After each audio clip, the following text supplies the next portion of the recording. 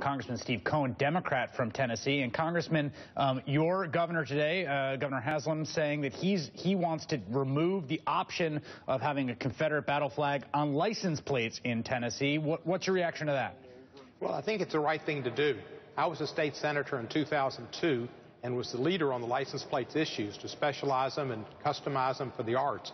And they had a Confederate flag issue come up, and that's when it passed, and I was one of the two people to vote against it. It went through 28-2 in the state Senate, argued against it on the floor because it was insensitive to African Americans. It's been insensitive, and it's been there for 13 years, but I commend Governor Haslam for taking the effort. It'll have to be a state legislative act to remove those license plates, and they should be, and I commend him also for suggesting that Nathan Bedford Forrest's bust, which is right before you go in the State House of Representatives, should be removed.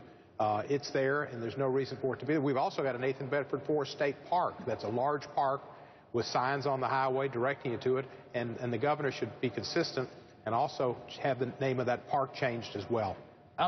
You're a Southern progressive. You fourth generation from Memphis, if I'm not mistaken. You're one of the few white members of Congress who represent a majority black constituency. The only member. The only one. A week ago, 10 days ago, if I had come to you and said this would happen, this kind of incredible momentum, I mean, would you have believed it? No. Sometimes it takes tragedy and crisis to bring people to their senses. You know, there's been a lot of change going on in the country, and generally things happen for the best. There's still some things that are slow to happen. But two of the issues that resonate with me, and looking back to 2002 when I was a senator, one was gay marriage, and I was the only senator to vote against the gay marriage proposition in Tennessee, and gay marriage has now become fairly accepted, 57% in the last poll. And then drug reform, marijuana particularly, back when I was a senator and I was making arguments in the late 1990s and early, was pretty not so popular, maybe 25-30%. Now it's a majority.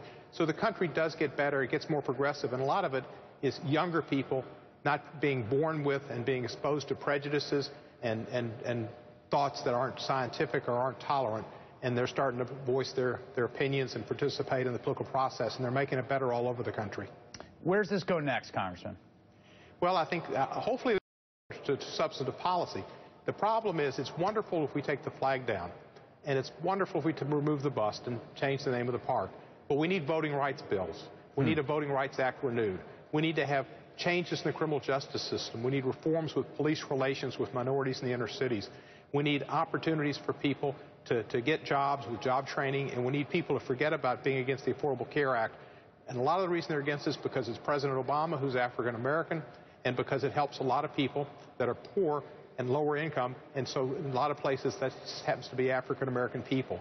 We need to understand that everybody has a right to health care, that we're all, as President Kennedy said in that famous speech at American University, we're all on the same planet, we breathe the same air, and we have the same desire for our children. We're all the same, and we need to understand that. Okay, Congressman Stephen Cohen, always a pleasure. Thank you. We've got some breaking news.